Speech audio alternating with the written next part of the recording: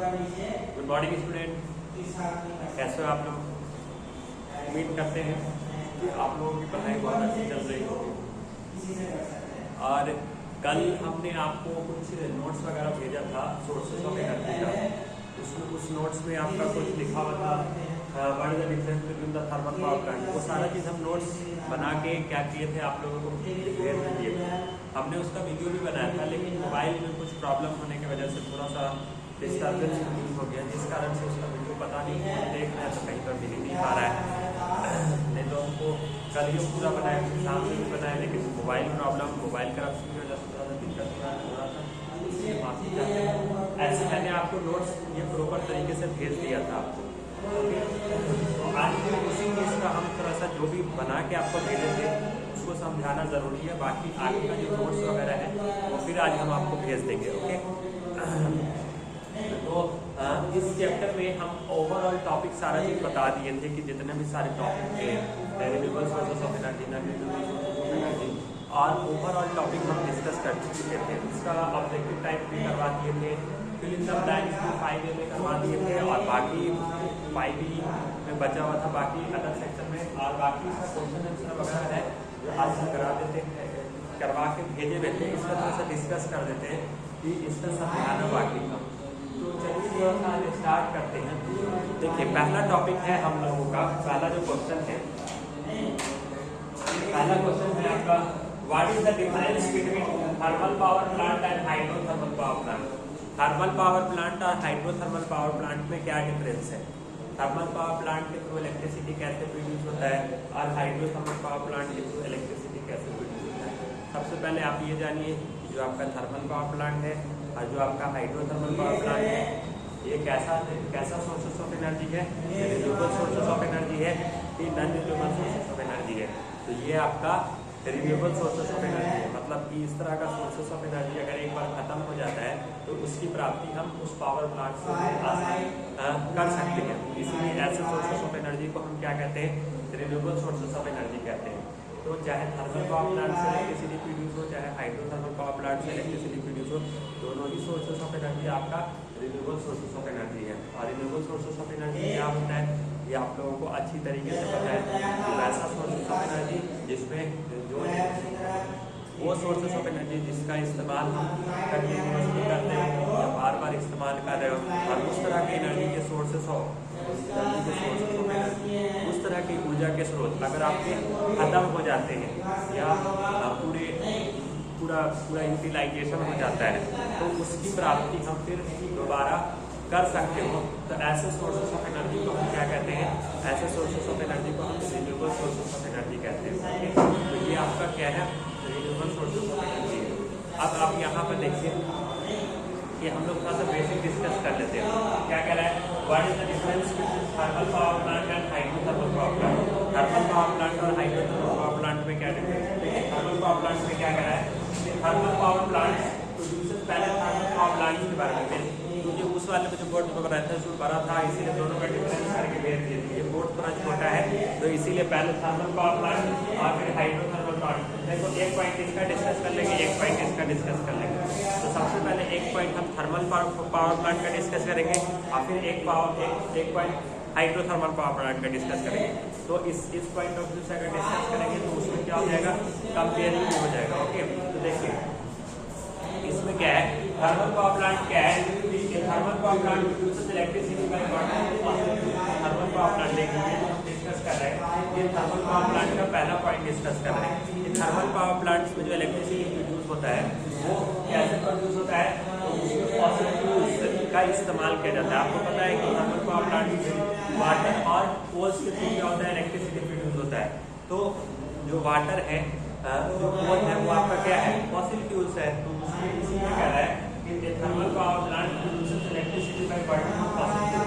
Thermal power plants में किस चीज़ का इस्तेमाल किया जाता है? इलेक्ट्रिसिटी को प्रोड्यूस करने के लिए फॉसिल फ्यूल्स होता है। और फॉसिल फ्यूल्स क्या होता है कि वैसे मटेरियल्स जो हमारे deep inside the earth surface, वो मिलियंस और बिलियंस ऑफ ईयर्स तक, बिलियंस और बिलियंस ऑफ ईयर्स तक दबे रहने के कारण, प्रेशर ज़्यादा रहने के कारण, टेम्परेचर ज़्यादा रहने के कारण, ओके, ऑक्सीजन की आपूर्ति रहने के कारण, सनलाइट प्रॉपर तरीके से नहीं मिल पाने के कारण, ओके, कंप्रेशन ज़्यादा रहने के कारण वो क्या चीज़ में बदल जाते हैं, फॉसिल फ्यूल्स में बदल जाते हैं। ओके, और फॉसिल फ्यूल्स में ही आपको कोयला मिलता है, नेचुरल गैस मिलता है, ओके, और पेट्रोलियम मिलता है। तो ये उसी चीज़, कोयला जो आपको मिला ये आपका फॉसिल फ्यूल्स है। ओके, तो उस चीज़ का इस्तेमाल किया जाता है। तो ये बात आपको समझ में आ गया। उसी तरह से आप एक थर्मल पावर प्लांट का डिस्कस कर लिए, अब एक हाइड्रोथर्मल पावर प्लांट का डिस्कस करेंगे। देखिए हाइड्रोथर्मल पावर प्लांट में क्या होता है, hydro power plant produces electricity by the flowing of water. जबकि जो हाइड्रो पावर प्लांट जो होता है, जो वाटर से जो इलेक्ट्रिसिटी जो प्रोड्यूस किया जाता है, उसमें कैसे होता है, जो वाटर आपका फ्लो होता है ना, hydro power plant produces electricity by the flowing of water. इसमें वाटर का जो फ्लो होता है, क्योंकि वाटर इसमें सबसे बड़ा क्या बनाया जाता है, डैम बनाया जाता है, उसमें वाटर को एक रिजर्वर के थ्रू वाटर को स्टोर किया जाता है। ओके, तो उसमें स्टोर किया जाएगा तो उसमें कौन सा एनर्जी आएगा, पोटेंशियल एनर्जी आ जाएगा। फिर जब वो एक हाइट तक, कोई भी वाटर अगर एक हाइट तक स्टोर हो जाता है तो उसमें पोटेंशियल एनर्जी आ जाता है। वही वाटर जब किसी हाइट से जब नीचे की तरफ गिरता है तो वो वाटर मोशन में आ जाता है। अब ये वाटर मोशन में आ गया तो इसमें कौन सा एनर्जी हो गया, इसमें काइनेटिक एनर्जी हो गया। तो ये पोटेंशियल एनर्जी काइनेटिक एनर्जी में बदल जाता है। अब इसके थ्रू क्या होता है, वही वाटर जब फ्लो करता है इसके थ्रू क्या होता है, आपका इलेक्ट्रिसिटी होता है। तो ये आपका बेसिक पहला पॉइंट हुआ। अब देखिए दूसरा चीज, देखिए थर्मल पावर प्लांट का हम डिस्कस कर रहे हैं। दूसरा point thermal power plant. Okay, thermal power plant में क्या होता है, in this chemical energy of the fossil fuel is transformed into electrical energy. Thermal power plant में क्या होता है कि जो फॉसिल फ्यूल्स क्या होता है, बर्निंग करता है, और बर्निंग करने की वजह से वो क्या होता है, इलेक्ट्रिसिटी प्रोड्यूस करता है। तो ये एक तरह का केमिकल एनर्जी है। ओके, जब आप किसी चीज को बर्निंग करते हो जलाकर, उस केमिकल प्रोसेस क्या होता है, जब कोई भी सब्सटेंस जब आपस में रिएक्शन करता है, रिएक्शन करने के बाद कुछ न्यू प्रोडक्ट फॉर्म करें। ओके, तो फॉसिल फ्यूल्स को जब आप जलाओ तो न्यू मटेरियल मिलता है, कुछ न्यू मटेरियल मिलता है, तो उसको हम दोबारा फिर ओरिजिनल फॉर्म में कन्वर्ट नहीं कर सकते। It is a totally chemical process. Okay, तो इसीलिए ये क्या है, ये एक तरह का केमिकल एनर्जी है। In this chemical energy of the fossil fuel, इसमें क्या होता है कि केमिकल एनर्जी का होता है जिसमें फॉसिल फ्यूल्स को बर्निंग करके वो क्या करता है, इलेक्ट्रिकल एनर्जी प्रोड्यूस करता है। जबकि हाइड्रो पावर प्लांट में क्या होता है, increase potential energy of water stored. इसमें क्या होता है, जो रिजर्वर आप बनाते हो, बड़ा बड़ा जो डैम बनाते हो हाइड्रोथर्मल पावर, उसमें क्या होता है, वाटर स्टोर होता है। तो जो वाटर स्टोर होगा तो उसमें कौन सा एनर्जी होगा, उसमें पोटेंशियल एनर्जी होगा। तो वही इसमें कह रहा है, increase potential energy of water store transform into electrical energy. तो इसमें पोटेंशियल एनर्जी स्टोर होता है, क्योंकि वाटर अगर रिजर्वर में स्टोर होगा या बड़ा बड़ा डैम जो होता है तो उसमें पानी स्टोर होता है, तो उसके अंदर पोटेंशियल एनर्जी होता है। अब ये पोटेंशियल एनर्जी जब किसी हाइट से नीचे गिरता है तो वो क्या होता है, काइनेटिक एनर्जी। ओके, तो वो काइनेटिक एनर्जी जब नीचे वाटर नीचे की तरफ फ्लो होता है तो नीचे में क्या होता है, टर्बो या रोटेटर होता है। वो टर्बो और रोटेटर को क्या करता है, रोटेट करवा देता है वाटर के फ्लो होने की वजह से। फिर ये टर्बो और रोटेटर किससे जुड़ा हुआ रहता है, ये जनरेटर से जुड़ा हुआ रहता है, और जनरेटर आपका क्या कर देता है, इलेक्ट्रिसिटी प्रोड्यूस करा देता है। तो इस तरह से आपका क्या होता है, हाइड्रोथर्मल पावर प्लांट्स में इलेक्ट्रिसिटी प्रोड्यूस हो जाता है। ओके, वही इसमें कह रहा है, in this potential energy of water stored transferred into electrical energy. इसमें जो पानी जो स्टोर्ड जो होता है वो जो पानी बड़े बड़े रिजर्वर में या डैम बनाकर जो पानी में स्टोर करते हैं तो उसमें पोटेंशियल एनर्जी आ जाता है। फिर वो वही पोटेंशियल एनर्जी के थ्रू क्या होता है, वाटर जब फ्लो करता है तो क्या होता है, इलेक्ट्रिकल एनर्जी करते हैं। देखिए अब जो हाइड्रोथर्मल पावर प्लांट में क्या होता है, थर्मल पावर प्लांट में in this burning of fossil fuels pollutes the air. ये क्या करता है कि थर्मल पावर प्लांट में जो फॉसिल फ्यूल्स जो बर्निंग करते हैं, ओके, वो क्या करता है, एयर को पॉल्यूट करता है। और वो फिश को क्या करता है, फिश जो एक लिमिटेड बड़ा बड़ा जो डैम्स बनाते हैं तो उसमें फिश को क्या होता है, डिस्टर्बेंस होता है, उसको फिश को प्रॉब्लम आती है, उसका अच्छी तरीके से जो उसको न्यूट्रिएंट्स मिलने चाहिए वो चीज़ नहीं मिल पाता। ये सारी चीज़ समझ में आ गया। चलिए अब हम लोग देखते हैं, name the device to convert sunlight into electrical energy. Okay, ऐसे को देखिए दूसरा क्वेश्चन कह रहा है, name the device which convert sunlight into electrical energy. ऐसी कौन सी ऐसी डिवाइस है जो सनलाइट की एनर्जी को इलेक्ट्रिकल एनर्जी में कन्वर्ट करता है। तो आप बताइए, हमने बताया था कि जो सोलर एनर्जी होती है, जो सोलर पैनल्स जो होता है वो क्या होता है, सनलाइट की एनर्जी को ही तो इलेक्ट्रिकल एनर्जी में कन्वर्ट करता है। तो हमने वही हम बता रहे हैं कि सोलर सेल जो आपका सोलर सेल होता है, देखिए सोलर सेल ऑल्सो दूसरे किस नाम से जानते हैं, फोटोवोल्टिक सेल के नाम से जानते हैं। Okay, is a device that convert sunlight directly into electrical energy, जो क्या करता है सनलाइट की एनर्जी को इलेक्ट्रिकल एनर्जी में कन्वर्ट करता है। तो इसलिए यही क्वेश्चन क्या रहेगा, name the device which convert sunlight into electrical energy. वैसे डिवाइस का नाम बताइए जो सनलाइट की एनर्जी को इलेक्ट्रिकल एनर्जी में कन्वर्ट करता है। तो फोटोवोल्टिक फोटोवोल्टिक तो सोलर सेल एक तरह का ऐसा डिवाइस है जिसको हम फोटोवोल्टिक सेल के नाम से भी जानते हैं। ये क्या करता है, सनलाइट की एनर्जी को एब्जॉर्ब करता है और उसके थ्रू क्या करता है, इलेक्ट्रिकल एनर्जी प्रोड्यूस करता है। इसीलिए हम इसे solar cell also known as photovoltaic cell, जो सोलर सेल होता है उसको हम फोटोवोल्टिक सेल के नाम से भी जानते हैं। इज अ डिवाइस, एक तरह का ऐसा डिवाइस होता है that convert sunlight directly into electrical energy, जो सनलाइट की एनर्जी को क्या करता है, डायरेक्टली इलेक्ट्रिकल एनर्जी में कन्वर्ट कर देता है। ओके, ठीक है। अब देखिए क्या कर रहा है, name some of the solar energy device. कुछ सोलर एनर्जी डिवाइस के नाम बताइए, कौन कौन से सोलर एनर्जी डिवाइस है। तो देखिए पहला सोलर एनर्जी डिवाइस आपका क्या होता है, सोलर सेल। जो आपका सोलर सेल हो गया ये आपके क्या है, सोलर एनर्जी डिवाइस है। सोलर सेल क्या होता है, ये भी सनलाइट के थ्रू क्या करता है, एनर्जी को क्या करता है, एब्जॉर्ब करता है और उसके लिए क्या करता है, इलेक्ट्रिकल एनर्जी प्रोड्यूस करता है। उसी तरह से सोलर इन्वर्टर, सोलर मतलब सन के थ्रू क्या होता है, चार्ज होता है। ओके, सोलर वाटर हीटर हो गया, उसके सोलर कुकर हो गया, ये सारी चीज आपकी क्या है, सोलर एनर्जी डिवाइस है। सोलर कुकर हो गया, ओके, सोलर कुकर भी आपका है। ओके, सोलर कुकर भी होता है। तो उम्मीद करते हैं कि ये वाला भी आपको बात समझ में आ गया होगा। अब देखिए अब क्या कह रहे हैं, name the product of the petroleum that is used to drive heavy vehicles. Okay, वैसे प्रोडक्ट का नाम बताइए, ओके, जो हेवी व्हीकल्स में इस्तेमाल किए जाते हैं। तो वो कौन से हैं, तो देखिए diesel is a refined product drive from the petroleum power used as a tools power heavy vehicle. तो डीजल एक तरह का ऐसा पेट्रोलियम प्रोडक्ट है जो ज्यादातर बस में, ट्रक में, ओके, जनरेटर वगैरह में भी इस्तेमाल किया जाता है। ओके, तो इसमें तो ये सारी चीज क्या है, हेवी व्हीकल्स है, हेवी व्हीकल्स के बारे में बोल रहा है। तो जैसे बस हो गया, ट्रक हो गया, इन सारी चीज में क्या होता है, आपके डीजल के इस्तेमाल किए जाते हैं। वही चीज में कह रहा है कि कौन से ऐसे पेट्रोलियम प्रोडक्ट है जिसका इस्तेमाल हेवी व्हीकल्स में किया जाता है। तो बस आपके हेवी व्हीकल्स हो गए, ट्रक आपके हेवी व्हीकल्स हो गए, तो उसमें पेट्रोलियम प्रोडक्ट में कौन से इस्तेमाल किए जाते हैं, तो डीजल इस्तेमाल किया जाता है। इसीलिए हम लिख रहे हैं कि diesel is a refined product. Diesel क्या है, एक तरह का रिफाइंड प्रोडक्ट है, ड्राइव फ्रॉम द पेट्रोलियम। कहाँ से ड्राइव किया गया है, पेट्रोलियम से ड्राइव किया गया है। Commonly use as a fuel, जिसका इस्तेमाल फ्यूल्स के रूप में किया जाता है। पावर ऑफ हेवी व्हीकल्स, इस चीज के लिए हेवी व्हीकल्स में अच्छी तरीके से पावर मिलने के लिए। ओके, तो उम्मीद करते हैं कि ये वाला भी बात आपको समझ में आ गया होगा। अब हम लोग कहते हैं define calorific value of fuel. Calorific value किसको कहते हैं, तो देखिए कैलोरीफिक वैल्यू इसको कहते हैं कि जब किसी fossil fuels, okay, fossil fuels आप जानते हैं कि कोयला हो गया, पेट्रोलियम हो गया, ओके, ये सब आपके फॉसिल फ्यूल्स है, नेचुरल गैस हो गया। और फ्यूल्स किसको कहते हैं, जैसे लकड़ी हो गया, ओके, वो फ्यूल्स किसको कहते हैं, वैसा सब्सटेंस जिसको बर्निंग करने पर हीट एनर्जी प्रोड्यूस हो, वैसा सब्सटेंस जिसको जलाने के बाद हीट एनर्जी प्रोड्यूस होता है, उसी को तो फ्यूल्स कहते हैं ना। हाँ, तो यहाँ पर देखिए, तो यहाँ पर ये कह रहा है define calorific value of fuels. Okay, fuels का कैलोरीफिक वैल्यू क्या होता है, तो कैलोरीफिक वैल्यू होता क्या है।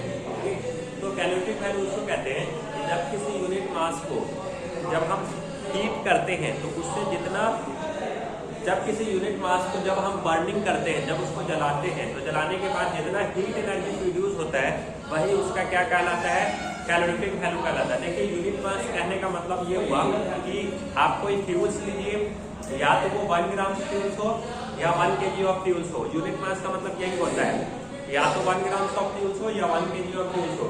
तो अगर हम 1 kg ऑफ फ्यूल्स को बर्निंग करें या 1 ग्राम ऑफ फ्यूल्स को बर्निंग करें, तो उससे जितना हीट एनर्जी प्रोड्यूस होता है या जितना हीट एनर्जी निकलता है, वो चीज आपका क्या कहलाता है, कैलोरीफिक वैल्यू कहलाता है। जैसे इसको एग्जाम्पल के रूप में समझिए, मान लेते हैं कि मेरे पास 1 ग्राम ऑफ ये वुड है। ओके, इसको अगर हमको प्रैक्टिकली समझना है तो सबसे पहले हम मार्केट से क्या लेंगे, 1 ग्राम ऑफ फ्यूल्स लेंगे थोड़ा सा, क्योंकि हम अभी इसको मैं जो आपको बता रहा हूँ वो 1 ग्राम से बता रहा हूँ। 1 kg ऑफ फ्यूल्स भी ले सकते हो। ओके, तो अगर आप 1 ग्राम ऑफ लकड़ी लिए तो 1 ग्राम ऑफ लकड़ी को अगर आप लेते हैं या उसको जलाते हैं तो उससे कितना हीट एनर्जी प्रोड्यूस होता है, उससे सिर्फ 17 किलो जूल ही हीट एनर्जी प्रोड्यूस होता है। 17 के उसका वैल्यू जो होता है वो 70 किलो जूल पर ग्राम होता है। इसका मतलब ये हो गया कि 1 ग्राम ऑफ लकड़ी को आप मार्केट से परचेज कीजिए और फिर उसको बर्निंग कीजिए। तो जब आप उसको बर्निंग करते हैं तो 17 kilo joule heat energy produce होता है। देखिए किलो जूल जो है it is the unit of heat energy. Okay, ये हीट एनर्जी को बताया, मतलब 17 किलो जूल क्या करता है, ये हीट एनर्जी क्या करता है, प्रोड्यूस कर देता है। तो ये इसका कैलोरी वैल्यू है। उसी तरह से एलपीजी गैस को लीजिए, ओके, लिक्विफाइड पेट्रोलियम का, तो उसका 1 ग्राम ऑफ उसको लेंगे गैस को तो 50 kilo joule heat energy produce होगा। उसी तरह से कोयला को लीजिए तो 1 ग्राम ऑफ कोल्स को लेते हैं तो अप्रॉक्स उसका 25 to 30 kilo joule heat energy produce हो जाता है। तो 1 ग्राम हमने कोयला लिया, फिर उसको चेक किया कि अरे भाई ये 1 ग्राम कोयला लेने पर मेरा कितना हीट एनर्जी प्रोड्यूस हो रहा है, तो हम चेक करें अच्छा इसका तो हीट एनर्जी 25 to 30 के बीच में जा रहा है। तो जो उसका 25 to 30 kilo joule heat energy का जो वैल्यू आ रहा है भाई उसका क्या होगा, कैलोरीफिक वैल्यू होगा। बात समझ में आ गया? तो इसीलिए हमने लिखवाया है the amount of heat produced by burning of fuels. Okay, तो जब कोई हम fuels the amount of heats burning by burning of the amount of heats by fuels burning of fuels commonly तो नहीं देखिए यहाँ पर थोड़ा सा क्या है आपको ऐसे लिखना होगा the amount of heats produced by burning of fuels of unit mass, the amount of heat produced bye the amount of heat produced by burning of fuels in unit mass. Unit mass इधर जोड़ दीजिएगा तो ज्यादा अच्छा रहेगा। The amount of heat produced by burning of fuels in unit mass. Unit mass, okay. Unit mass. The amount of heat produced by burning of fuels in unit mass is known as calorific value. उसी को ही हम क्या कहेंगे, calorific value कहेंगे। कि जब हम इसीलिए हमने लिखा है amount of heat produced by burning of fuels in unit mass are known as calorific value. उसी को हम क्या कहेंगे, कैलोरीफिक वैल्यू कहेंगे। ओके, तो ये जो आपका क्या है कैलोरीफिक वैल्यू। अब देखिए मेरा नेक्स्ट टॉपिक है what is mean by renewable sources of energy और non renewable sources of energy. Okay, एक टू एग्जांपल आपको पता है कि सोर्सेस ऑफ एनर्जी को हम दो तरीके से क्लासिफाई कर सकते हैं, एक रिन्यूएबल सोर्सेस ऑफ एनर्जी, दूसरा non renewable sources of energy.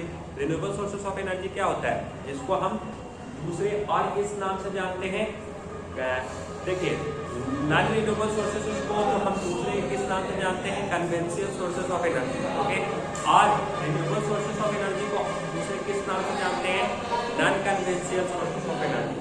जो आपका non renewable sources of energy है जिसका दूसरा नाम कन्वेंशनल सोर्सेस ऑफ एनर्जी, उसको और हम आमतौर की बोलचाल की भाषा में या उसका और दूसरा नाम क्या है, traditional sources of energy. Okay, क्या है, traditional sources of energy. Okay, तो अब हम पहले जानेंगे रिन्यूएबल सोर्सेस ऑफ एनर्जी, जिसको आप दूसरे नाम से non conventional sources of energy निकाल सकते हो। तो रिन्यूएबल सोर्सेस ऑफ एनर्जी हमने अभी तुरंत बताया कि वैसा सोर्सेस ऑफ एनर्जी ऊर्जा के वो स्रोत जो हम लगातार इस्तेमाल कर रहे हो, कंटिन्यूअसली इस्तेमाल कर रहे हो, और जब उस तरह की ऊर्जा के स्रोत जब एक बार में खत्म हो जाते हो, पूरा इस्तेमाल हो जाता हो, तो फिर उसकी प्राप्ति हम आसानी से सुविधाजनक तरीके से फिर से प्राप्ति कर ले क्विकली, मतलब आसानी से सुविधाजनक तरीके से क्विकली आसान तरीके से प्राप्त कर सकते हो, रिकवरी कर सकते हो, तो उसको हम क्या कहते हैं, ऐसे सोर्सेस ऑफ एनर्जी को हम क्या कहते हैं, रिन्यूएबल सोर्सेस ऑफ एनर्जी कहते हैं। ओके,